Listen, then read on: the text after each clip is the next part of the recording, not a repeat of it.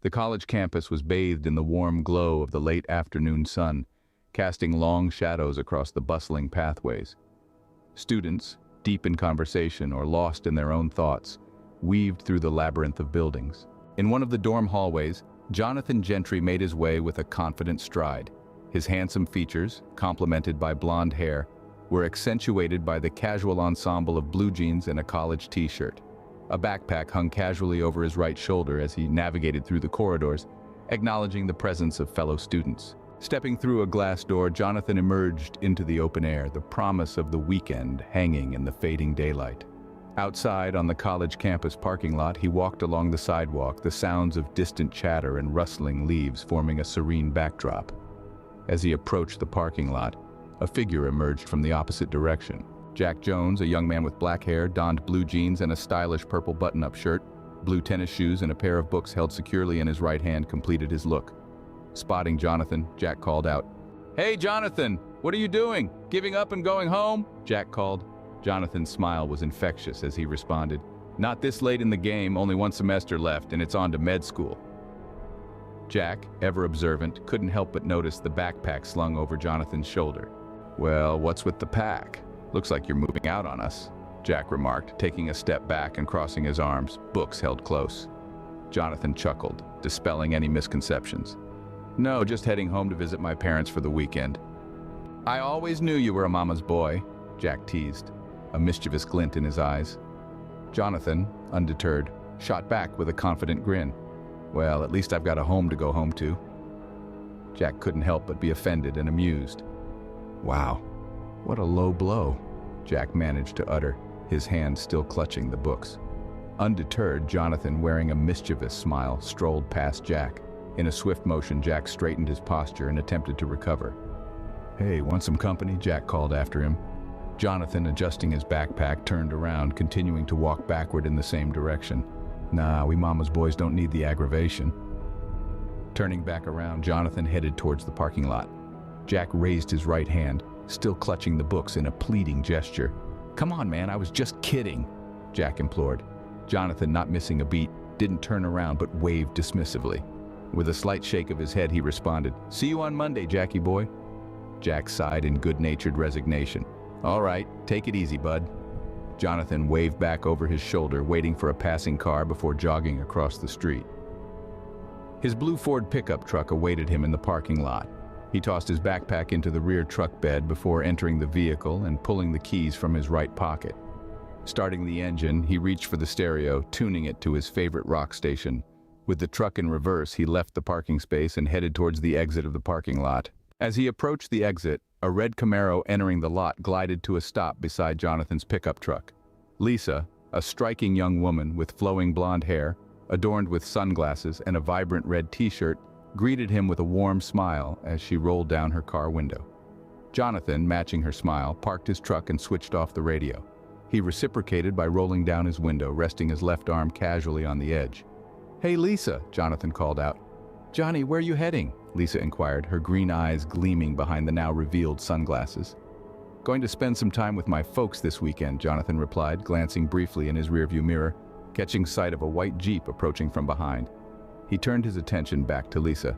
"Haven't seen them in 6 months or so. Thought I'd drop in and surprise them," he explained. Lisa grinned, removing her sunglasses and revealing a pair of piercing green eyes. "Homesick, huh?" Jonathan nodded slightly, conveying the sentiments he hadn't fully articulated.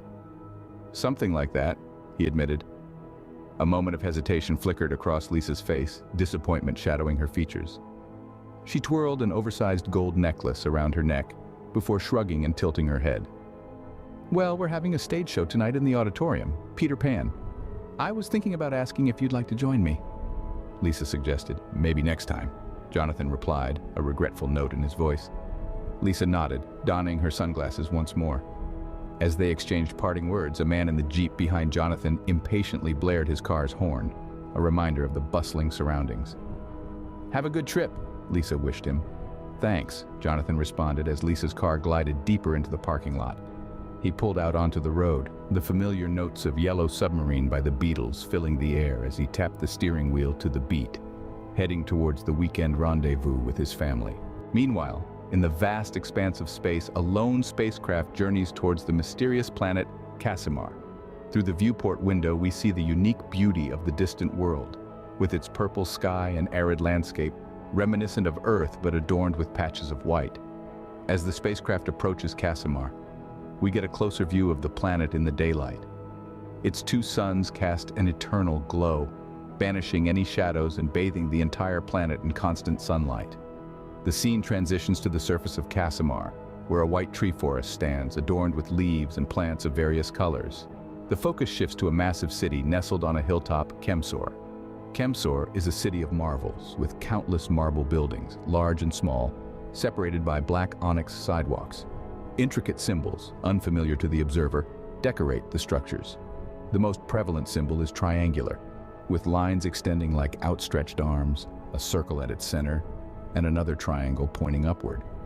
The cityscape is a breathtaking blend of architectural wonders. Within Kemsor, we enter a science lab with gray and black marble walls. Holographic equipment fills the room in a meticulously arranged manner. An elderly yet distinguished man, Mitaya, works diligently at a tech console. The holographic screen displays indecipherable computations and symbols. Mitaya is clad in a pristine white outfit with fin-styled shoulder pads and gray shoes. Suddenly an alert sounds from the console and Mitaya turns towards it. "Compatil?" he asks. The response comes in a sultry feminine voice. "Zen approaching, Siomir. Arrival estimation 40 seconds. Mitaya is visibly distressed. "No, no, no, not now!" he cries. In a hurried manner, he ejects a small disc from the console and rushes to a compartment in the marble wall. Struggling to conceal the compartment, he slides the disc inside. "Compatil ETA?" he asks. 9 seconds, Siomir. Is the response. Mitaya returns to his console, inserting another disc. The onyx door of the lab, adorned with the triangular symbol, slides open. Stepping inside is a middle-aged man in a satin black coat with red accents, a militaristic figure. Accompanying him are 4 Zen troopers, their faces hidden behind glossy black helmets, each bearing the triangular emblem on their breastplates and laser rifles at their sides. Mitaya addresses the leader of the intruders with a stern expression on his face. The tension in the air is palpable. "Barging in unannounced again, Verinomis?" Mitaya challenges, his voice firm. Verinomis takes deliberate steps toward Mitaya, a determined expression on his face. "You know very well why I'm here.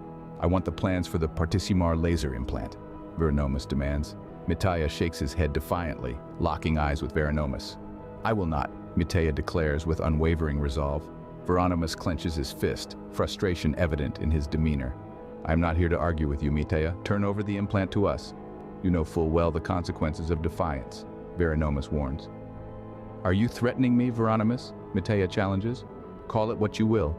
The tribunal has decided the Zen military police are to confiscate all weapons, including your Partisimar laser implant," Verinomis responds sternly. "I do not recognize the tribunal's authority, and you Zen are a pack of ruthless murderers, scoundrels, and lowlifes," Mitaya retorts with contempt. Verinomis takes another step forward, his gaze filled with passionate hatred, yet also tinged with pity and regret. "Such words are treasonous, Mitaya," Verinomis asserts. Reaching out, Verinomis places his hand on Mitaya's shoulder, attempting a semblance of camaraderie. "But I come to you as a friend, as you were to my father. I do not wish to harm you, but as G-Tiro of this province, I must see to it that you comply with the tribunal's wishes," Verinomis states. Mitaya forcefully removes Veronimus's hand, rejecting any notion of friendship. "If your father were alive, he would be ashamed to call you his son. You dishonor his memory by submitting to the tyranny of this farce of a tribunal of master G-Tiros," Mitaya condemns. Verinomis shakes his head in disappointment, acknowledging the painful truth. "I'm so sorry you feel that way, Mitaya. I have no choice, and neither do you," Verinomis laments. Mitaya challenges him. "You do have a choice." "I'm afraid you do not. We have taken your daughter into custody to ensure your cooperation," Verinomis declares. Mitaya's eyes flare with rage, and he lunges at Verinomis, desperate to protect his daughter. Zen troopers intervene, forcibly prying Mitaya away and delivering blows to subdue him. "If you lay a hand on Lalina," Mitaya's threat hangs in the air. "She's alive and safe for now, I assure you. But if you continue in your defiance and refuse to turn over the implant within 5 solar cycles, she will stand trial as a traitor to Casimir alongside yourself," Verinomis declares. Horror fills Mitaya's eyes at the revelation. Her death and yours will be on your own hands, not mine, Veranomus coldly states. You're the traitor, Mitaya accuses in desperation. Call me what you will, but nothing changes. 5 cycles, that's all I can do, Veranomus states with finality. Motioning to the Zen troopers, they release Mitaya. Veranomus and his men exit the lab, the door closing with authority behind them. Mitaya, now free but defeated, clutches his stomach and collapses onto the cold floor. Grief overwhelms him as he holds his head in his hands, contemplating the dire situation that has befallen him and his daughter. Jonathan cruises down the open road, the monotony broken only by the changing landscapes outside his truck window. The radio plays a tune that doesn't quite match his mood, prompting him to reach over and change the station. Glancing at the fuel gauge, he notices it's dangerously close to empty. Frustration creeps across his face as he realizes he needs to refuel. Spotting a nearby gas station, Jonathan steers his truck into the lot and parks beside one of the pumps. A curly-haired man, Gary, emerges from the station and makes his way to the front of Jonathan's truck. "Hey, Johnny," Gary greets. Jonathan, occupied with his billfold, looks up in surprise. "Gary, I didn't know you worked here," Jonathan says. "Yeah, started about 2 weeks ago. It's not the worst thing ever. Helps pay for books," Gary replies. "I hope so," Jonathan mutters, still flipping through his wallet. Gary taps the gas tank cover, breaking the silence. "So what'll it be today?" Gary asks. "Whatever will get me home the fastest," Jonathan replies. "You got it," Gary chuckles. Gary grabs the gas nozzle, inserts it into the pump, and begins filling Jonathan's truck with fuel. "Let me guess, your folks' place?" Gary inquires. "Yeah, it's been a while since I've seen them. Thought I'd drop in and give them a little surprise," Jonathan explains. "I'm sure the ladies will be missing you," Gary remarks. Jonathan shrugs and shakes his head. "I kinda need a break from all that. Think I'm going to do some fishing, relax, and unwind a bit," Jonathan shares. "Can't blame you for that. Need your oil check by chance?" Gary asks. Don't think so. Had it changed yesterday. If it went bad that fast, I'm going to need a refund ASAP," Jonathan replies with a smirk. Gary chuckles as Jonathan hands him some cash for the gas. "All right then. See you next time. Tell your folks I said hi," Gary says. "Will do, thanks," Jonathan responds. Jonathan starts his truck back up, waves goodbye to Gary, who reciprocates the gesture as Jonathan leaves the gas station. The open road stretches ahead, and Jonathan continues his journey, anticipating the surprise he has in store for his family. In the heart of Kemsor, Mitaya's lab exudes an air of urgency. His face, etched with fear and worry, reflects the gravity of the situation. His inner turmoil echoes in his thoughts. "I cannot let the Partisamar laser implant fall into their hands. Master G-Tiro will be unstoppable." "But they have Lelina. What can I do?" "Let me think. 5 solar cycles until the trial? If I could only complete the programming by then and implant myself, perhaps I could save her. I'm not safe here, though. Not anymore." Determined, Mitaya heads to a hidden compartment in the marble wall, retrieving the crucial disk containing the coding for the Partisamar laser implant. He powers down all his monitors and screens and swiftly exits the lab. In a short while, Mitaya stands in a hallway, pressing a touchpad that opens a nearby door. Cautiously stepping inside, he surveys the room. "Are we alone?" Mitaya questions. A sultry voice responds, emanating from a dark-haired woman adorned in a white dress with flared shoulders, a thin blue belt, and the unmistakable triangular symbol on her overcoat. "Yes, we are. What's going on?" the woman Prishimoto inquires. Mitaya enters the room and takes a seat beside Prishimoto on a long geometric couch. His breaths are heavy as he holds his head in his hands for a moment. "They've got Lelina," Mitaya reveals. "No!" Prishimoto gasps in shock. "They'll put both of us on trial for treason in 5 solar cycles unless I hand over the implant to them," Mitaya discloses. Prishimoto's expression mirrors deep concern. "What are you going to do?" she asks. "I have to finish my work on the implant. It's almost finished. If I can complete my work and implant it into myself, maybe I can save her. But I can't continue my research at my lab. The Zen frequent there every few cycles, it seems," Mitaya explains. "Could you work here?" Prishimoto suggests.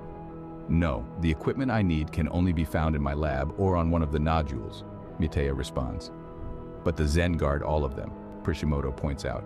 "I know, I need your help. It's going to be very dangerous, though. I assure you, if there were another way, I would have found it," Mitaya admits. Prishimoto nods in understanding. "All right, what's the plan?"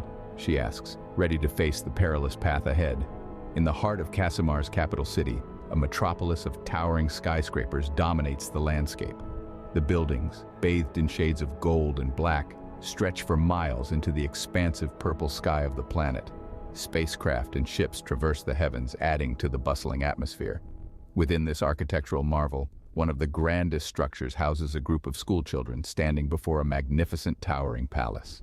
Dressed in gray uniforms, the children gaze up in awe at the palace, their schoolmaster, Instri, a stern figure in a similar gray uniform with black accents and the triangular symbol on his coat, presiding over them.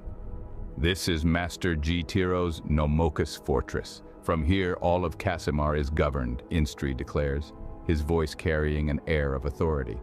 A boy steps forward, seeking permission to speak. Instri, permission to speak, the boy requests. Granted, Instri responds. Are we permitted to enter the Nomokus? It is magnificent, the boy inquires eagerly. Instri, however, quashes the excitement with a firm response. No child, no one is permitted into the Nomokus unless they are a tribunal member or invited by the Master G. Tiro himself, Instri explains, his tone leaving no room for argument. As the children observe, the largest entrance of the palace comes into view. Massive statues flank either side of a grand staircase, leading to seemingly endless halls and arches. The entire structure is crafted from darkened marble, adorned with the triangular symbol engraved both in the stone and on banners that flutter in the gentle breeze. In the heart of Nomokus, the imposing chambers of Master G. Tiro stand as a testament to the ruler's grandeur. The room, vast and majestic, is crafted from black marble and adorned with screens, consoles, and holograms that mirror the city's every nuance. The golden raised ceiling gives the chamber a cathedral-like ambiance. 3 doors lead into the central chamber from different angles, each holding its own mystery. One of the doors opens to reveal a balcony overlooking a white tree forest beneath the looming purple sky. The sight is breathtaking, a contrast to the severity of the master's chambers. In the center of the room stands a large glass chamber, cylindrical and reaching from floor to ceiling. 4 imposing black onyx statues flank the glass, 2 on each side. A Zen officer, flanked by 2 troopers, strides into the room. Dressed in black with red accents and a gold triangular insignia, the officer, Trigon, exudes an air of authority. He approaches the glass chamber, ready to deliver his report. Master G. Tiro, I have news for you concerning the planet Denmar, Trigon announces, his tone respectful but unwavering. One of the 4 statues opens from the center outward, revealing a man in his 30s. Despite his youthful appearance, Master G. Tiro's demeanor is as cold as the marble that surrounds him. Dressed in a black uniform with flared shoulder pads adorned with triangular insignia, he sports a thick golden belt with a sapphire buckle. You're late, Trigon. How disappointing, Master G. Tiro remarks, his voice cutting through the air. Our spy on Denmar just reported it to me a moment ago, Master G. Tiro. I apologize for the delay, though I anticipate you'll be pleased by the news. Trigon responds, maintaining his composure. That's for me to decide, soldier, Master G. Tiro asserts, his eyes narrowing. Trigon proceeds to deliver the news, standing firm before the ruler. The Demarians are now fully vulnerable and ready to be conquered. Our spy's report concluded that after their recent internal conflict, their defense systems are severely weakened. Nearly 90% of their ships are damaged or destroyed. 2/3 of their planet's population is dead. At the very threat of our invasion, their surrender will be inevitable, Trigon reports. Did I not predict this very thing recently? Master G. Tiro questions, a hint of satisfaction in his voice. Indeed, sir. Say the word and we launch the invasion, Trigon proposes, awaiting the master's command. In due time, but I wish to have my ultimate weapon at my disposal first. We need to make an example out of them. A prudent battlefield testing ground of sorts. Once I have it retrieved from one of our citizens, Master G. Tiro declares, a sinister edge to his words. Sir, Zen has already confiscated all weapons as ordered by the tribunal, Trigon informs. Master G. Tiro shakes his head, a sinister grin spreading across his face. Oh, not all of them. There still remains one of the greatest importance. Once I obtain it, our forces will be unstoppable, Master G. Tiro concludes, his eyes gleaming with malevolence. Jonathan's truck rumbles off the main road, kicking up dust as it navigates the gravel driveway leading to his family's expansive country-style brick house. The late evening air is filled with the soothing sounds of nature, and the vast piece of land surrounding the house glows under the fading sunlight. Stepping out of the truck, Jonathan is greeted by the enthusiastic presence of his loyal German shepherd, bounding towards him with unrestrained excitement. Eagerly, he embraces the dog, their bond evident in the warmth of the reunion. Together, Jonathan and his canine companion make their way towards the welcoming glow of the front porch. The door swings open, revealing the figure of Martha, a middle-aged woman with a radiant smile.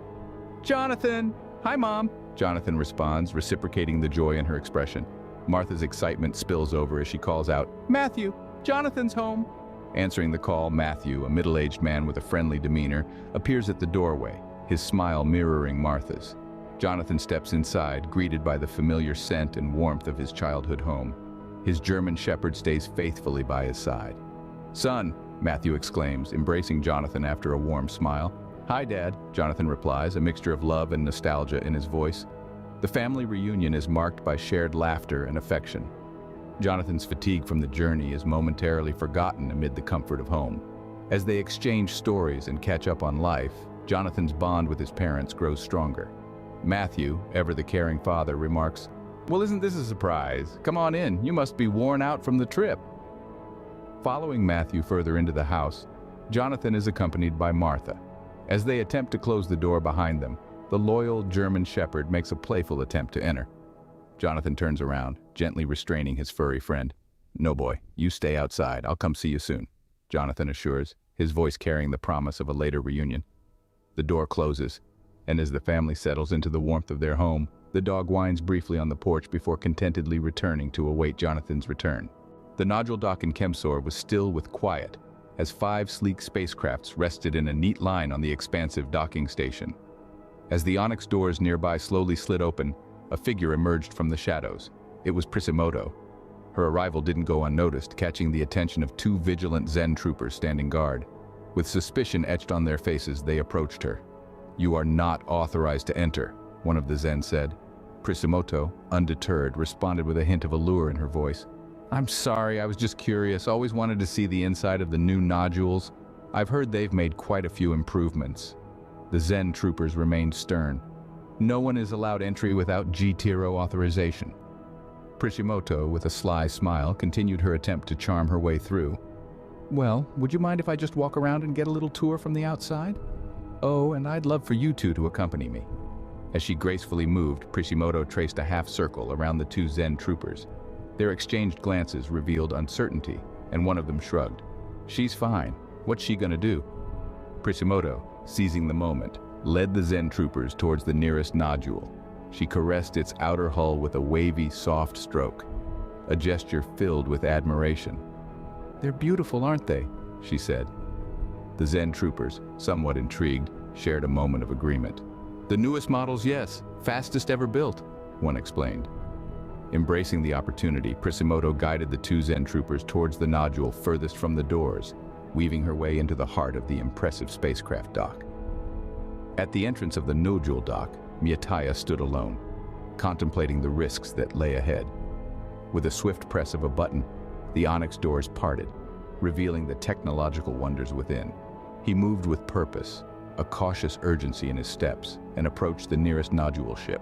Pressing several screens on its outer hull, with practiced precision, Miyataya initiated a sequence that opened the side of the ship. In a seamless motion, he stepped inside just as the metallic door closed behind him. The covert operation unfolded with a stealth that would soon be challenged. Meanwhile, around the corner, Prisimoto strolled alongside 2 Zen troopers, engaging them with casual conversation. "I really appreciate you letting me look around. I find it all fascinating," she commented. "Not a problem," one of them responded. "You're welcome back anytime we're on duty." The tranquil moment shattered as the unmistakable hum of the nodule's engine reverberated through the air. Instantly, the Zen troopers reacted, drawing their weapons and firing at the escaping spacecraft. Mitaya, now in control, engaged the ship's thrusters, propelling it out of the hangar at near light speed. Prisimoto, realizing the jig was up, sprinted towards the onyx doors. Her escape, however, was short-lived as more Zen troopers intercepted her path and grabbed hold of her, preventing her escape. In the chaos, another Zen activated a screen on his arm, summoning the holographic face of Verinomus. "G-Tiro, there's been an unauthorized departure of a nodule," he reported. Verinomus is clearly concerned. "Did you see who took it?" he asks. "No, sir, but he was assisted by a female accomplice. We have her in custody." The Zen troopers ushered Prisimoto to stand near the hologram of Veranomus. Veranomus is surprised and upset. "Prisimoto, how—" "I'm sorry it had to be you. Take her away." With a swift command, the Zen troopers seized Prisimoto and hurriedly escorted her out of the hangar. In the heart of his tubular glass chambers, Master Jitaro stood surrounded by a myriad of consoles and screens, each displaying the intricate workings of his dominion. The air was charged with tension as the authoritative figure at the center exuded an undeniable aura of power. Abruptly, the tranquility was shattered by the urgent voice of Compatile. "Master Jitaro, an unauthorized nodule has departed from Chemsor."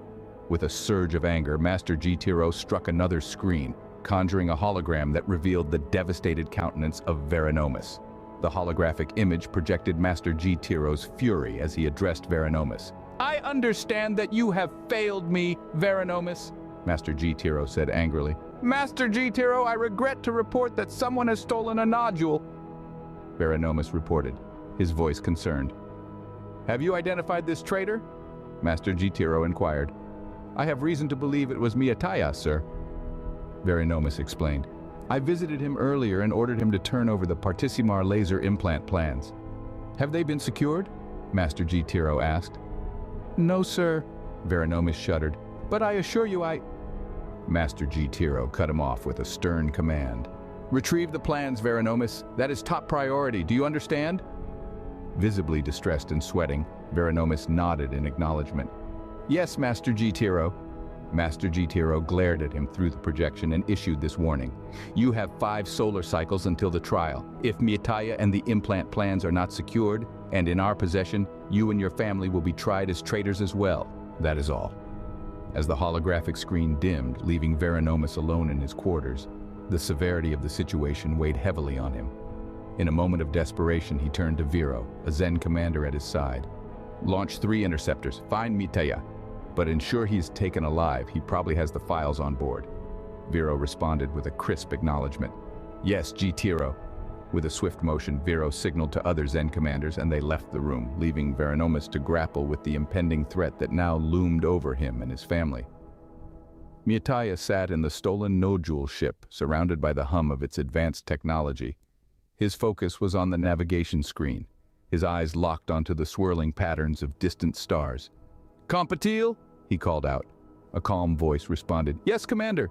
Engage auto-navigation, maximum tolerable speed for as long as probable. Travel at random trajectories. Shift course every 16th cycle," Miyataya commanded. "Understood, Commander. Course set. Maximum safe speed achieved," replied Compatile. With the ship on its calculated path, Miyataya unstrapped himself from the captain's chair and made his way to the other side of the cockpit. Pulling a small disk from his coat pocket, he inserted it into one of the ship's computers.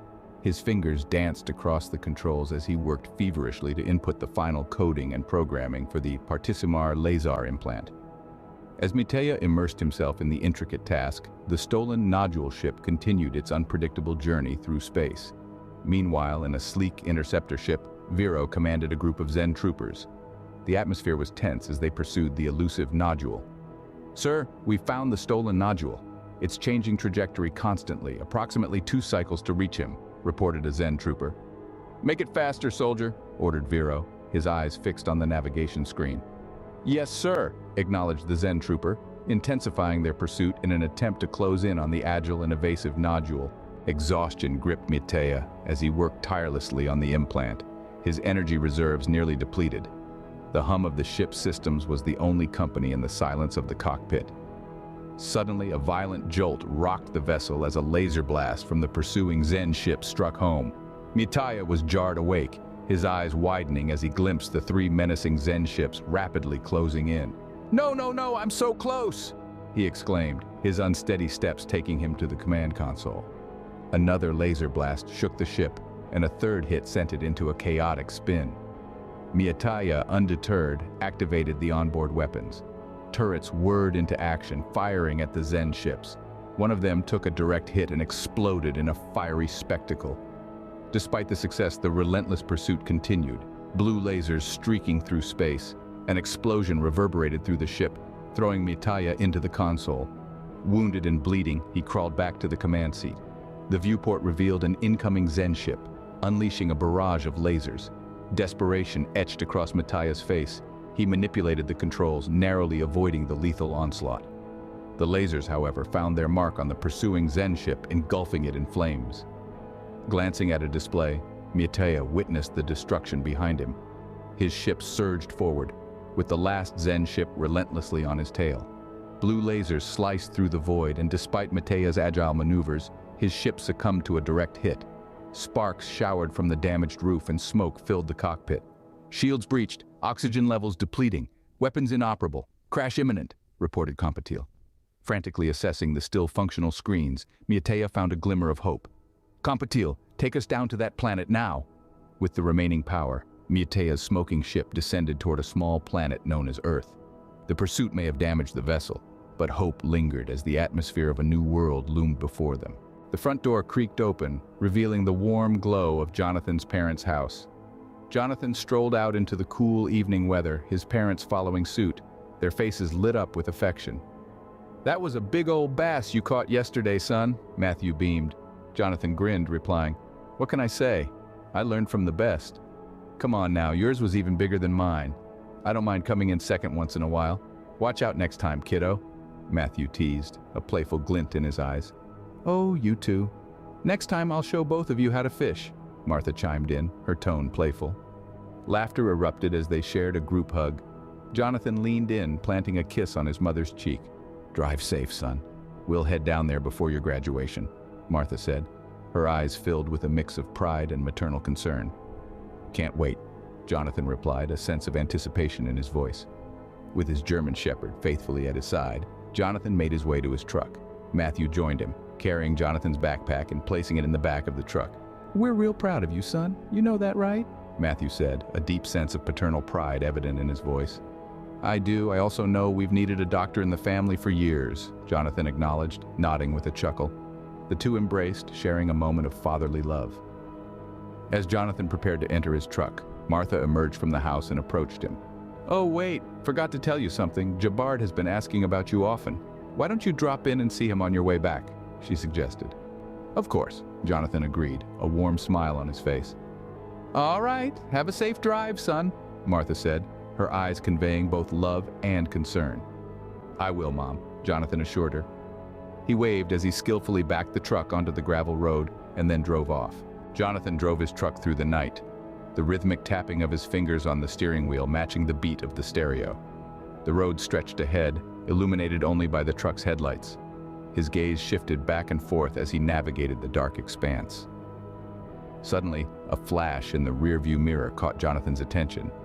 He turned his head, eyes widening as he witnessed a flaming object hurtling through the night sky. The massive, burning ship passed slightly over his truck and crashed into a large, empty field nearby.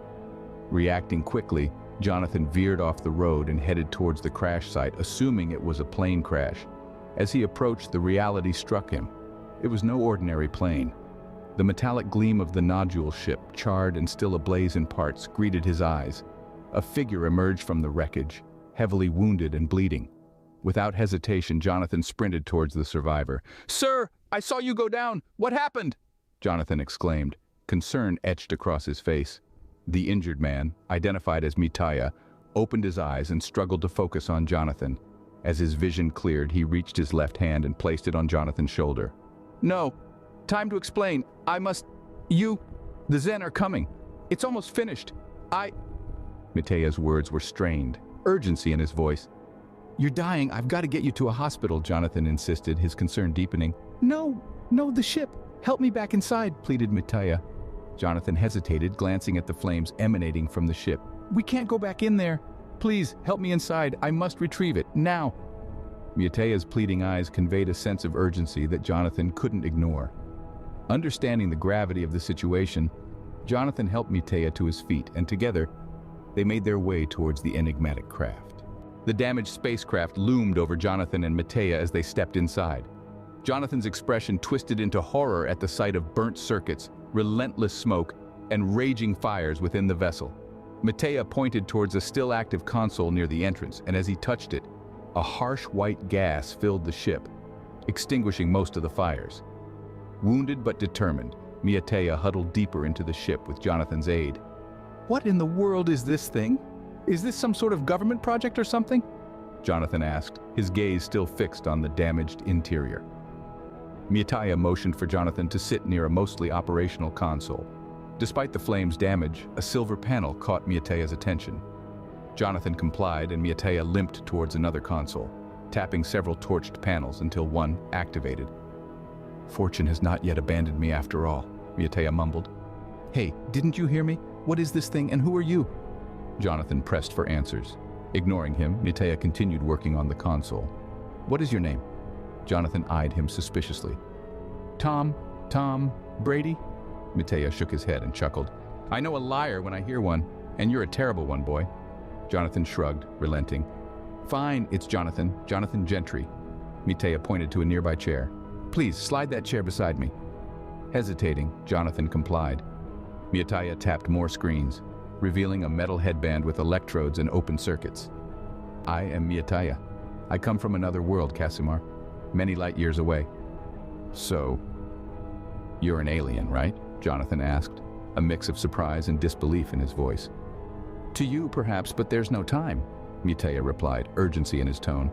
As Miataya continued to input coding, he explained the dire situation. The Zen are the military police of Casimir, ruled by the master G. Tiro. He and his Zen have taken over my world and are corrupting the very fabric of our society. Our only hope to stop them is this, the Partisimar laser implant. Why haven't you used it already? Jonathan inquired. I haven't finished it until now. I had to flee Casimir. The Zen are in hot pursuit. They may have followed me down to your planet's surface, Miataya explained, his voice weakening. Suddenly, Miataya jolted in pain, holding his bleeding side. Please listen. I need to implant you with the Partisimar laser implant. You will become the most powerful man alive. But you must promise me one thing, before I die. What is that? Jonathan asked, sensing the gravity of Miataya's request. Once you learn to use your powers, promise me you will journey to Casimir and save my daughter. Lilina is being held captive by Master G. Tiro Verinomus. She will be on trial in maybe 3 solar cycles or so for treason because of my work. I can't let her die, Miataya pleaded. I don't know how to get there. I don't know how to fly one of these ships. Heck, I don't have one. We don't have things like this on Earth, Jonathan exclaimed, grappling with the overwhelming information. The Zen will come for me, and when they do, you must take their ship and save Lilina. Our ships are voice-activated. It will obey your verbal commands, Miataya instructed. So, a talking computer? Jonathan quipped. Computer? Oh, you mean Compatile. Yes, of course, Miataya confirmed. So, you want to implant me with a super weapon to save an alien world from space Hitler? Jonathan summarized, trying to grasp the enormity of the situation. Though I know not the metaphor you use, I understand that you recognize a tyrant when you see one, Miataya replied, looking pleadingly into Jonathan's eyes. Please, Jonathan, promise me. Take the power. Save Lilina. Jonathan thought for a moment, pondering the major decision ahead of him. Seeing the desperation in Miataya's eyes, he finally said, I promise. Do it. Miataya nodded and placed the metal band on Jonathan's head. He turned toward the console, hitting several keys. Lights flashed, and the sound of fierce energy whined and sparked. Jonathan's body jolted backward as he felt a massive surge of energy and power entering his brain.